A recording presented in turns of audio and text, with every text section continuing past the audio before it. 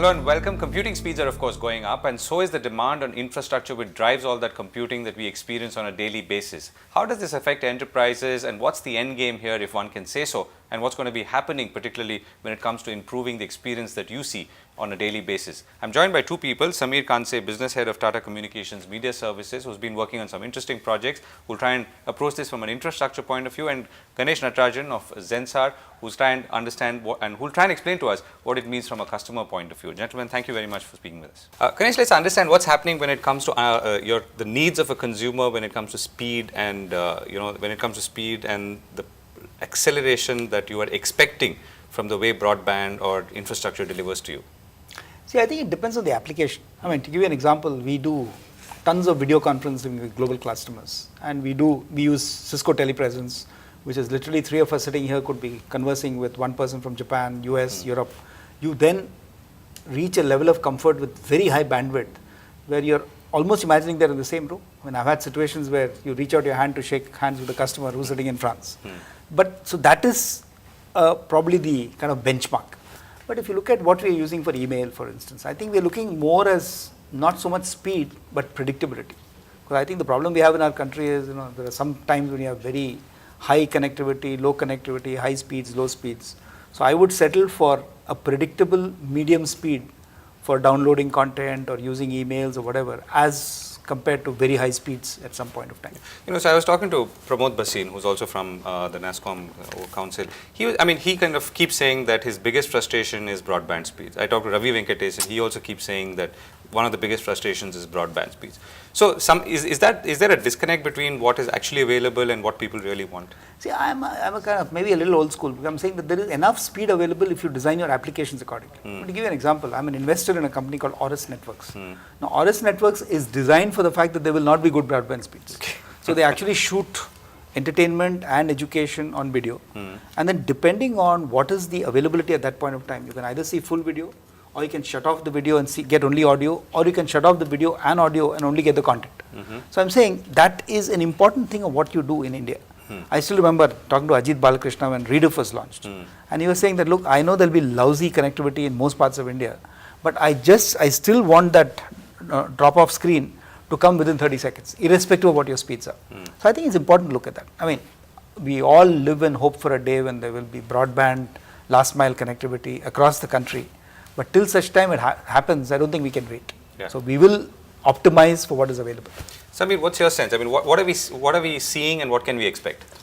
So the broadband connectivity is, as we rightly said here, that it is really depends on what application you're using. If you're talking of educational content, yes, you can afford to drop off the video and listen to the audio or the content only. But if you're really talking of entertainment, you're talking of OTT delivery, that's not an option. You absolutely want the video and the audio both in sync and at the highest possible quality available to you always. And often people are consuming this video also on the move. So it is not only a fibered broadband in a stable location, but you're adding the complexity of motion over there. And then the further complexity, which is people want to tweet, people want to do social media with it. So you are looking at interactivity with the content. And that really is the complication over here. Now, what's changing over there, unlike while you can't drop the video and audio, what you can do is you can have adaptive bit rates over there, where it listens to the network, it understands what the device is capable of, what the network is capable of, and changes stream quality accordingly, so that the user, while he might get a slightly deteriorated experience, the video is still consistent. Because in the multimedia world, you are generally not watching a clip for more than 5 minutes or 6 minutes at a go, unlike educational content, which can be for a longer period of time. So yes, broadband is a constraint, but as you rightly said, we are not going to wait for the broadband standards, especially in the wireless world, to come up to the levels, but rather going to work around it and build applications and technologies which will support that. Right. So what's the next generation usage that we can expect or see? So we've talked mostly of the past, right, about a certain kind of usage and us defining all our world and needs according to that. But what's the next definition? No, next generation usage is, I think, what you alluded to. I mean, when you are watching a TV program, I mean, you have your Twitter feed and your Facebook feed at the side, and then you're kind of interacting, getting, the minute you put a like on that, 10 of your other friends will also switch on to the same thing. Maybe they'll kind of get it streamed from some server. So I think that is where you need, as you rightly said, very good speeds, because you're interacting with media in different ways at the same instant. So I think what that is about the clearly enterprise side? Enterprise side, I think, is still a little slower because I mean there is still a kind of lethargy in adopting too many new applications. Video conferencing is, as I said, you're kind of pushing the envelope in terms of expectations. But apart from that, I think from an enterprise side, I can't think of any immediate applications except when we do work for our customers. And as you rightly said, like we have a lot of media clients, and we know that their expectations, I mean, are going to demand a huge pipe. So I think you need that broadband everywhere. But as a consumer of technology, I think we are pretty happy with where we are. And so long as you have predictability within your campuses and everywhere else, I think right now we are there. But I think as technology develops, then you will probably think of more ways to use that better.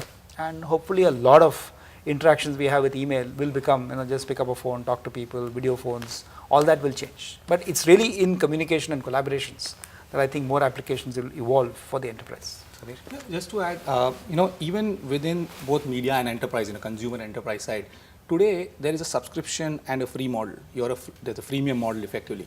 If you're a premium customer, you get access to certain content. But if you're a premium customer, you don't get priority on bandwidth.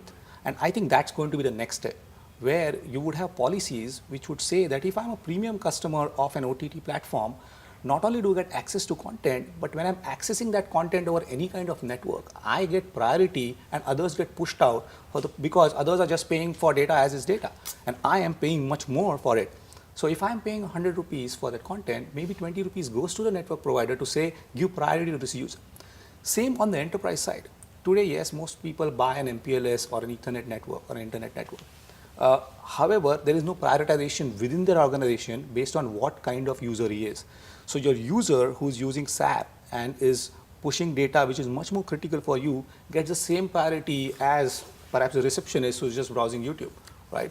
There is no internal classification based on user type on the data. And that, I think, is the next level of policy put in place even on the enterprise side, saying based on user profile, you are going to get a different prioritization for your packets. And so hosted policy-based engine, and this can only be done in a hosted platform. You can't be going on implementing it by user, machine by machine. So hosted policy exchange and hosted policies for the traffic prioritization via the internet as well as private networks, I think is going to be the next generation. I think that's a great point. I mean, I can imagine a situation where somebody joins the company, you give them an identity card, a canteen coupon, and a amount of bandwidth. Otherwise, you're right. You're wasting bandwidth on what people who don't need it or using it for social purposes. And the guy who really needs it doesn't get it. I think that's a great point. I was talking to a CIO just a while ago, and he was saying how also the equal challenge for CIOs is to say how can they make their internet platform accessible to more users, who of course bring their own devices and therefore want to access things the way they would access them all the way. So the pressure on the system, in my mind, seems to be increasing more than ever before. Oh, absolutely. And I mean, as somebody rightly said, this is the first time in history we are saying whether the technology you use at home is superior to the technology in office.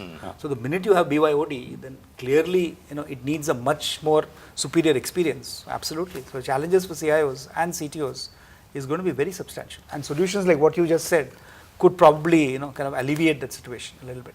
Right. So what's the next step? I mean, so we're talking about a situation, particularly in Indian context. Now, you're also doing some work with the F1 as a company. Yeah. What are the benchmarks that F1 is setting that we could all perhaps experience in coming days? Apart from the 3-second pit stop? So I think F1 is setting a lot of benchmarks and can be classified in 2 or 3 clear buckets. One is on the consumer side and what they're doing on the consumer side, where they are bringing in much more interactive technologies. From the next couple of seasons, you will start seeing them bringing in some of the innovations which are fairly common in other sports, where, for example, you look at a clip, you like that clip, they create a group of power users whom they don't charge anything for looking at those videos online. That power user tweets something, it goes to his entire follower group. When that follower clicks on it, he's asked to pay for a micro payment for watching that. Now, it's like, you're there, you're not going to say, I'm now not going to pay 50 paise or 1 rupee to watch that. You're hooked on and you will pay. Instead of saying right at the beginning, pay 50 rupees or something to watch this event. So those are some of the interactive technologies on the consumer side which they're bringing, which of course requires innovations in terms of looking at multiple camera angles, providing continuous view of one lead car driver or something like that. All those are coming in, which are they doing on the consumer side. Now, beyond that, on the teams and the whole racetrack connectivity, they are doing a lot of new, kind of infrastructure is put in place, driven by the increased connectivity to the racetracks, where they are looking at right from what's happening to the car tire, to the engine, all these metrics are continuously pumped back to the factory. Because till now what it used to be is it was only with the pit crew, and they used to do the analysis at the end of the day, ship a hard disk back, and then the analysis to happen. So it's all real time now. It's all real time now, right? And finally, at the back end infrastructure side, which is where on the storage side, instead of having big NAS boxes and tapes being stored, they now have content which will be easily, quickly ingestible. So it's searchable, browsable for the editors to create clips, to create highlight and promo packages, and distribute it to people. So I think that's what Formula One is doing. Which so I think if I were to arrange it thematically, it would mean what? It means that the ability to sense more things that are happening, like you talked about the tire and the engine and all of that, bring it back real time. The ability to assimilate all of this and start pulling out things, the ability to distribute it in a manner that people consume it and then they pay for it when they click and they want to experience something more. What else? It's also saving money for Formula One as such, which they can then use either to get more profits or to bring in these innovations, right? Because initially they used to spend a huge amount of power, because in this entire IT landscape, in this entire media landscape, what is the most premium thing is power, right? The more you store on conventional disks, the more you can put in more broadband connectivity. But the moment you're going to have huge rack space and content storing there, it's going to burn power, and that's going to be 60-70% of the cost. Because all of this moves into the cloud, because all of this is done in a more efficient manner, they're saving huge amount of power costs on site and on location. Imagine what would cost them in Monaco to pump power, or in Istanbul to pump power, right? Very high. In India, sure Delhi board had a heyday when they consumed power over there. Yeah, I'm thinking of the F1 organizers approaching Aam Aadmi Party, approaching the Delhi government to say, please reduce our power bills. So Ganesh, what does this mean to you? I mean, in your... No, I was just thinking, as you said, I mean, if you take this forward and putting it into our jargon, if you look at the way big data is moving, it's all from descriptive analytics to what we call prescriptive and predictive analytics. So imagine the situation, as you rightly said, if you're getting real-time information about, let's say, tire wear back to the factory. I mean, you could almost make the driver irrelevant, because the wheel could be moved faster, or you could just pump some robotic noise into the driver's ear saying, okay, now you increase the speed by so much. Because then you got optimizing the wear and tear, or the need for a second pit stop. Potentially, I think there's huge opportunities for getting all this big data to come back into actually telling the person how to drive the rest of the race. I think it's absolutely fantastic. So I think what you're drawing from this is the big data theme, right? Absolutely. So how do you now sense many things that are happening around, it could be an enterprise, customers? And change track in real time. Yeah. So what he's talking about is, having all the data available to the factory. But if the factory within the next 10 seconds can now tell Lewis Hamilton how to drive his car for the rest of the race, that changes the dynamics entirely. Right. Are you seeing similar examples, not so real time, but are you seeing similar examples in your own world, in your clients? I think prescriptive analytics is the way to go. I mean, if you look at retail, for instance, there's so much of opportunity to say, look, so many people are now coming in, and they've finished a football game and they're coming in, quickly telling the store that you rearrange all the, the football stuff on the front, on the display space, for instance. And they talk about face recognition. For instance, the guy walks in and you can actually predict what he'll buy, and you're continually pushing messages to him on his mobile phone saying, walk to Wales. I mean, retail is doing it all the time. Yeah. So I think what you're talking about in Formula One, potentially it could run your life. In retail, big data is a very simple example, which is now being done by Singapore. In Singapore, when you land, you switch on your mobile phones. Based on you're switching on the phones, they know how many foreigners are coming and how many locals are coming. Right. Based on that, they know how many taxis will be needed potentially as a predictive analysis at the taxi stand, and that's how they radio when you get down and the plane lands and switch on, they radio the taxis, and so those many taxis are available when people come in. So this is a very simple example of how you could use your big data analytics at a retail front. And there are many more examples. As I said, retail, when you walk into a shop, knowing what your past history was, hence what you got lured into, and hence what you should be lured into now, is something which is going to be a big seller in big data analytics. This is what Malcolm of Cognizant calls the code halo. And the idea is that when you're walking around, there's actually this halo around your head.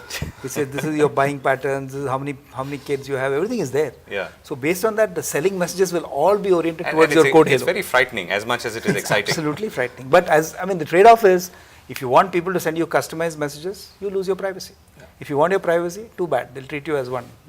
Okay. That's how it is. Great. So let's, as we sum up, so what's the next big exciting thing in this world? I mean, when it comes to understand the whole infrastructure, what it can deliver and connect up to this world of big data and analytics and so on. As you say, it could be very scary. If you are really going to have all your data continuously available to everyone, you would get really personalized content. You would always be socially connected, you like it or not. It's not your option to switch off Twitter and Facebook. Your friends will know by default what you're doing. And sometimes you don't want them to know. At the same time, bandwidth will start becoming irrelevant, because today everything seems to be like, if I have bandwidth, I could do that. But with the advances in technology, just having fat bandwidth will become irrelevant, because for the users who want to pay, they will get the bandwidth and the others will not. And that also could be bundled smartly, as you said, right? Correct. The content provider will bundle it to higher speeds with whatever. Absolutely, right? So bandwidth becomes irrelevant. You are more socially connected and always on. You get truly things on demand, and that's not only true for the consumer side, but even on the enterprise side. You can burst your bandwidth because you know in the night you are going to upload a file. You want a burst for that period of time. You come down on the next day. So burstability is going to happen very easily. So bandwidth, frankly, going to become irrelevant, because there's only so much you can grow the bandwidth to, and there will always be applications consuming more bandwidth. So you can never win Yeah, that there's race. no end to this. That's an interesting point, Ganesh. Well, how do you look at the For me, future of all of the this? real excitement is the trip I'm planning to the Antarctic next year. To escape where- all of this. Yeah, there'll be no mobile phone connectivity, no email. Imagine 10 days without all these stupid things. Yeah. So great. So wish you all the best for that trip. Thank you so much, Thank you. Sameer.